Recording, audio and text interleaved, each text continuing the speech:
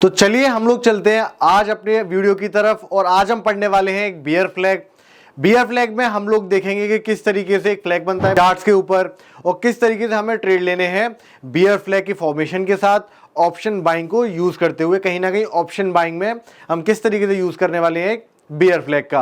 पिछले वीडियोस में हमने देखे थे बुलिश फ्लैग, साथ ही साथ हमने देख रखा है कि कैसे बनते हैं ट्राइंगल्स। उसी सीरीज में आगे बढ़ते हुए आज का वीडियो है बियर फ्लैग्स के ऊपर। तो बिना किसी देरी के चलते हैं और देखते हैं कि क्या होता है बियर फ्लैग। जैसा कि नाम में भी लिखा हुआ है कि फ्लैग कहीं ना कहीं यहाँ पे एक फ्लैग को डिनोट करेगा, कहीं ना कहीं एक झंडे को डिनोट करेगा, जो हमें चार्ट पे बनता हुआ एक पैटर्न दिखेगा।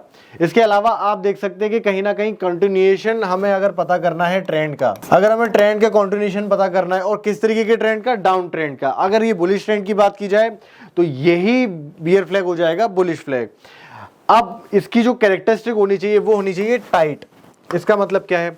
टाइट कंसोलिडेशन होने का सीधा सा मतलब है कि प्राइस कभी भी मूव जो करे वो एक रेंज में मूव करे, एक स्मॉल रेंज में मूव करे। कहीं ना कहीं अगर प्राइस एक स्मॉल रेंज में मूव कर रहा है तो हम लोग बोलेंगे हमें एक टाइट कंसोलिडेशन देखने को मिल रहा है। मैं आपको समझाता हूं कि किस तरीके से हमें टाइट कंसोलिडेशन देखने को मिलेगा, किस तरीके से रेंज स्मॉल रहती है। देखने वाली बात यह है कि अगर आप ट्रेंड की बात करें, डाउन ट्रेंड किस तरीके से काम करता है, ये कहीं ना कहीं एक पैटर्न है डाउन ट्रेंड का। आप लोगों को साफ साफ दिख रहा होगा कि मार्केट में लोअर लोज बन रहे हैं, साथ ही साथ में लोअर हाइज भी बनते हुए जा रहे हैं। ये मोटा मोटी एक ऑब्जर्वेशन है ट्रेंड को लेके। अब इसमें जो ये रिट्रेसमेंट आपको देखने को मिल रहा है, यहीं बनते हुए दिखेंगे आपको फ्लैग्स। इसका अपोजिट भी हम कर सकते हैं कि मार्केट में जब रिवर्सल देखने को मिलेगा हमें टॉप से, जब मार्केट बहुत ज़्यादा मूव कर जाएगा एक अप ट्रेंड में, तब भी हमें बियर फ्लैग देखने को मिलते हैं। इसके अलावा जैसा कि आप देख सकते हैं हम रिवर्सल के लिए यूज़ करते हैं बियर फ्लैग्स को। किस तरीके से एक टॉप ऑफ द रैली पे हम एक अच्छी एंट्री बना सकते हैं बियर फ्लैग का यूज़ करते हुए।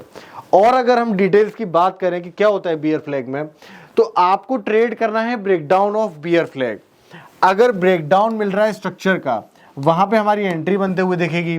इसके फायदे क्या है? इसका फायदा ये है कि आप कंसोलिडेशन से बच जाएंगे। हमें डेफिनेटली ऑप्शन बाइंग की तरफ जाना है और अगर ऑप्शन बाइंग हमें करनी है तो हमें चाहिए एक सडन मोमेंटम हमें देखने को मिलता है जब भी हमें ब्रेकडाउन देखने को मिलेगा बियरिश फ्लैग का। इसके अलावा हमारी हर स्ट्रेटजी की तरह यहाँ पे भी हम ये सीक्रेट सॉस, सीक्रेट रेसिपी अपनी यूज़ करने वाले हैं और वो है कंफर्मेशन बाय वॉल्यूम्स।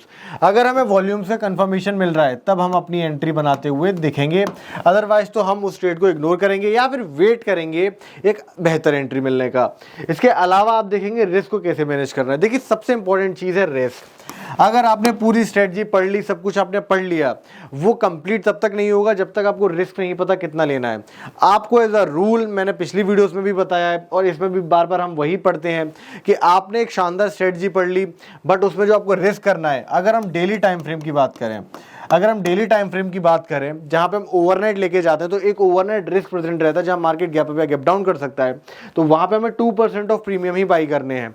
अगर हमारा नेट कैपिटल सपोज करिए 1 लाख का है तो आपको उतने ही लॉट लेने हैं कि आपका मैक्स अगर नुकसान हो तो वो 2,000 का हो। कहने का मतलब अगर आपने किसी एक पर्टिकुलर स्टॉक का स्ट्राइक बाई किया कॉल या पुट साइड में, तो आप उसके लॉट को मल्टीप्लाई कर दीजिए उसकी करंट मार्केट प्राइस से, तो आपको मिल जाएगा नेट प्रीमियम।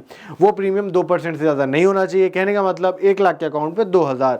तो मार्केट अगर गैप डाउन भी ओपन होता है तो भी आपको 2,000 से ज़्यादा का नुकसान नहीं देखने को मिलेगा। अगर आप इंट्राडे की बात करें तो इंट्राडे में आपको गैप अप गैप डाउन जैसा कोई इशू नहीं होता है, तो वहाँ पर आप 2% का रिस्क लेके चल सकते हैं अपनी ट्रेड के ऊपर, अपना स्टॉप लॉस रख सकते हैं। अगर आप डेली टाइम फ्रेम की बात करें तो स्टॉप लॉस काम नहीं आते हैं, क्योंकि वहाँ पर अगर गैप अप गैप डाउन होगा, मार्केट अगर गैप अप भी खुल रहा है 10% या गैप डाउन खुल रहा है 10%, अपने सर्किट पे ओपन हो रहा है, तो वहां पे किस तरीके का स्टॉप लॉस हम रख सकते हैं? नहीं रख सकते ना। तो इसलिए हम लोगों ने यूज किया है प्रीमियम का स्टॉप लॉस। तो चलिए चल के देख लेते हैं फटाफट से किस तरीके से बनते हैं बियर फ्लैग्स, क्या उसके पीछे है टेक्निकल एनालिसिस, किस तरीके से हमें समझना है एक बियर फ्लैग को बनते हुए। तो मार्केट में आप देख सकते हैं कि हमें एक डाउन ट्रेंड देखने को मिला। कहीं ना कहीं मार्केट ने डाउन ट्रेंड आने के बाद ये जो रिट्रेसमेंट दिया है, यहाँ पे हमें सीरीज ऑफ ऑब्जर्व करिएगा हायर लोज बनते हुए दिखे हैं। ये जो हायर लोज बनते हुए दिखे और कहीं ना कहीं हायर हाईज भी बनते हुए देखे। तो यहाँ पे मार्केट की एक्सपेक्टेशन क्या है कि मार्केट ने एक अच्छा डाउन ट्रेंड दिया है, उसके बाद लोगों को लग रहा है, जो लोग समझते नहीं है टेक्निकल एनालिसिस को, या जो लोग साइकोलॉजी नहीं समझते अपनी, और कहीं ना कहीं फियर ऑफ मिसिंग आउट में ट्रेड करते हैं, उन्हें लग रहा है अगर मार्केट ने ये एक रिट्रेसमेंट दिया तो मार्केट यहाँ से सीधे ऊपर निकल जाएगा। बट ऐसा कुछ भी नहीं होता है। ऐसी एक एक्सपेक्टेशन वो लोग रखते हुए चलते हैं और लगातार बाइंग करते हैं, बट मार्केट में हमें देखने को मिलता है एक शार्प ब्रेकडाउन। और क्योंकि हमारा ओवरऑल व्यू एक डाउन ट्रेंड की वजह से है, जो मेजर सेलिंग आई है, तो कहीं ना कहीं यह जो बायर्स हैं जो लगातार ये लोस पे बाई करते हुए चल रहे हैं, इनके स्टॉप लॉस कटना चालू हो जाते हैं। एंड बिकॉज इनके स्टॉप लॉस कटना चालू हो जाते हैं तो हमें एक शार्प मोमेंटम देखने को मिलेगा डाउन साइड में। इसी पूरी लॉजिक के ऊपर हम बियर फ्लैग को ट्रेड करते हुए देखेंगे। हमारी एंट्री बनती है ब्रेकडाउन कैंडल के साथ। अगर एक ब्रेकडाउन हमें देखने को मिला कंफर्म बाय गुड वॉल्यूम्स, तो डेफिनेटली हम एंट्री करते हुए देखेंगे बियर फ्लैग के ब्रेकडाउन के ऊपर। स्टॉप लॉस की बात कर लेते हैं।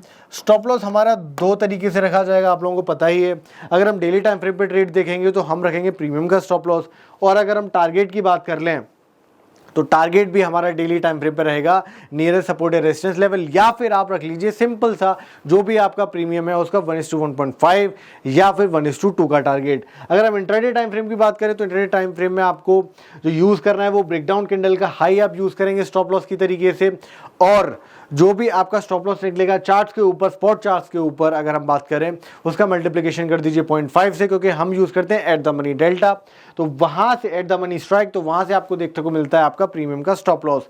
इस तरीके से आपका जो टारगेट होगा इंट्राडे टाइम फ्रेम में वो भी आप 1:1.5 या 1:2 रख लीजिए, या फिर आप रख सकते हैं नियरेस्ट सपोर्ट या रेजिस्टेंस का टारगेट। तो इस तरीके से कहीं ना कहीं हमने पैटर्न के बारे में स्टडी किया कि क्या क्या मोटी मोटी बातें हैं पैटर्न को लेके। ये दो जगह बन सकते हैं पैटर्न, एक तो आपको डेफिनेटली पता है एक अप ट्रेंड में बनेगा तो ये शो करेगा रिवर्सल, तो ये शो करता है कहीं ना कहीं कंटिन्यूएशन। अब हम देख लेते हैं किस तरीके से चार्ट पे ये बनते हैं और किस तरीके से हमें इन्हें ट्रेड करना है। चलिए चलते हैं सीधे चार्ट के ऊपर। तो यहाँ पर जो हम चार्ट पे एनालिसिस करने वाले हैं ये चार्ट है एशियन पेंट्स का, और यहाँ पे जो हम टाइम फ्रेम लेने वाले हैं वो टाइम फ्रेम हम लेने वाले हैं daily time frame. Daily time frame पे क्योंकि हम एनालिसिस करेंगे तो हमें एक चीज़ का ध्यान रखना है कि यहाँ पे जो भी ट्रेड बनेगा वो बनेगा एसटीबीटी या बीटीएसटी के पर्सपेक्टिव से। कहने का मतलब हम ओवरनाइट लेके जाएंगे। तो इस केस में आपको अपना रिस्क मैनेज कैसे करना है, आपको अपना रिस्क मैनेज करना है प्रीमियम का स्टॉप लॉस लेके, और इंट्राडे टाइम फ्रेम में अगर आप ट्रेड करें तो डेफिनेटली वहां पे आपके पास ऑप्शन है स्टॉप लॉस रखने का। तो यहाँ पर आप चलते सीधे चार्ट्स के ऊपर। तो देखने वाली बात ये, मार्केट ने एक डाउन स्विंग दिया, उसके बाद मार्केट ने एक अप स्विंग दिया, इसके बाद होने वाली चीज़ें काफ़ी इंटरेस्टिंग हो जाती हैं। मार्केट ने फाइनल जो अपस्विंग दिया इसका करेक्शन दिया, करेक्शन देने के बाद मार्केट ने बनाया यहाँ पे कौन सा पैटर्न बनाया। चलिए मैं आपको 1 मिनट का टाइम देता हूँ और आप मुझे गैस करके बताइए, आप लोगों ने अभी वीडियोस देख ही रखे होंगे सारे, कि किस तरीके का पैटर्न ये बन रहा है। आप लोगों ने बिल्कुल सही सोचा, यहाँ पे पैटर्न बनता हुआ दिखेगा डिसेंडिंग ट्राइंगल का, और ये डिसेंडिंग ट्राइंगल का पैटर्न बन रहा है एक अप रैली आने के बाद। कहने का मतलब अगर मार्केट ने ब्रेकडाउन दिया डिसेंडिंग ट्राइंगल का तो हमें एक शार्प मूव दिखेगा डाउन साइड में। शर्त ये है कि कंफर्मेशन मिलना चाहिए वॉल्यूम्स के साथ। तो आप देख सकते हैं कि इस तरीके से यहाँ पे वॉल्यूम से कंफर्मेशन मिला, एक शानदार ट्रेड देखने को मिला। हमारा जो 1:1.5 या 1:2 का टारगेट है वो अचीव हो जाता। स्ट्राइक हम कौन सी लेते हैं अगर हम इस ट्रेड की बात करें, definitely at the money strike, उसमें तो अब कोई डाउट होगा ही नहीं आप लोगों के माइंड्स में। तो यहाँ पर ये बात हो गई एक नंबर 1 पैटर्न डिसेंडिंग ट्राइंगल की। आप फटाफट से देख लेते हैं कहाँ बना हमारे लिए बियर फ्लैग पैटर्न। मार्केट नीचे आया, कहीं ना कहीं एक रिट्रेसमेंट दिया, ऐसे बनते हैं बियर फ्लैग्स। आपको अब देख के समझ आ रहा होगा कि मार्केट में एक शार्प डाउनफॉल होने के बाद किस तरीके से एक बियर फ्लैग बना। इस फ्लैग में ध्यान देने वाली बात यह है, हमें 2 हाईज मिले, साथ ही साथ एक लो बनते हुए एक चैनल देखने को मिला। हमारी एनालिसिस क्या कहती है, हमारी एनालिसिस कहती है जब भी इसका ब्रेकडाउन हो हम एंट्री लेंगे एक शार्प मोमेंटम के लिए। तो मार्केट में आप ऑब्जर्व करिएगा कि किस तरीके से एक शार्प ब्रेकडाउन कैंडल देखने को मिला जिसने ब्रेकडाउन किया, और कंफर्मेशन हमें एक अच्छे वॉल्यूम्स के साथ भी मिला। तो हमने इस कैंडल की क्लोज पे बाइंग की होती, हमने ऑल्दो एक कैंडल यहाँ पे गैप डाउन ओपन दिया है, मार्केट ने यहाँ पे गैप डाउन ओपन दिया और एक शार्प सेलिंग हमें दिखाया, बट यहाँ पे हम एंट्री करते हैं at the money put strike के साथ, क्योंकि मार्केट की जो क्लोजिंग है, जो ब्रेकडाउन वाली कैंडल है, कहीं ना कहीं जो ब्रेकडाउन कैंडल है वो ब्रेक करती हुई दिख रही है पूरी रेंज को, उसका हाई रेंज के अंदर है। इस तरीके के कैंडल के हम क्लोज पे एंट्री ले सकते हैं। स्टॉप लॉस हमारा रहेगा, क्योंकि हम डेली टाइम फ्रेम की बात कर रहे हैं, वो रहेगा यहाँ पे प्रीमियम्स का। तो आप लोग अब समझ ही रहे होंगे कि क्यों मैं यहाँ पे प्रीमियम का स्टॉप लॉस की बात करता हूँ, क्योंकि गैप अप गैप डाउन में हमारे हाथ में नहीं होता, हमारे लेवल स्किप हो जाते हैं, तो हम स्टॉप लॉस कैसे यूज़ करें। तो मार्केट में अगर आपने ट्रेड लिया होता तो फर्दर जो गैप डाउन आपको देखने को मिला, फर्दर जो सेलिंग आपको देखने को मिली, उसमें डेफिनेटली आपका जो टारगेट है 1:1.5 का प्रीमियम्स या फिर 1:2 का, वो डेफिनेटली अचीव होता हुआ दिखता। जो स्ट्राइक हम यूज़ करते हैं यहाँ पे, definitely at the money strike use करते हैं। इस तरीके से कहीं ना कहीं आपको ट्रेड करना है एक बियर फ्लैग। फटाफट से देख लेते हैं अभी क्या हो रहा है एशियन पेंट्स में। तो आप देख सकते हैं कि मार्केट अभी दोबारा से कंडीशन में आ रहा है कहीं ना कहीं एक बियर फ्लैग की, कहीं ना कहीं मार्केट दोबारा से एक बियर फ्लैग की कंडीशन में आ रहा है। ये डेटा आपको अभी मैं बता रहा हूँ 20 मार्च के आसपास, 20 मार्च 24 के आसपास यहाँ पे मार्केट में दोबारा एशियन पेंट्स के चार्ट पे बियर फ्लैग बनता हुआ दिख रहा है।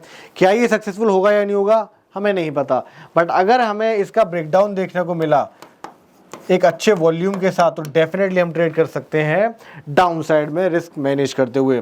तो दोस्तों आज आपने देखा किस तरीके से मार्केट में बनते हैं बियर फ्लैग्स, कैसे करना है उन्हें ट्रेड। अगर हम ऑप्शन बाइंग की बात करें, आने वाले वीडियोस में हम देखेंगे कुछ और ऐसे इंटरेस्टिंग पैटर्न्स कि कैसे हम ट्रेड कर सकते हैं चार्ट पैटर्न्स को अगर ऑप्शन बाइंग की बात की जाए। तब तक के लिए आप अपना रिविजन करते रहिए, वीडियोज़ को देख के नोट्स बनाते रहिए। मिलते हैं नेक्स्ट वीडियो में।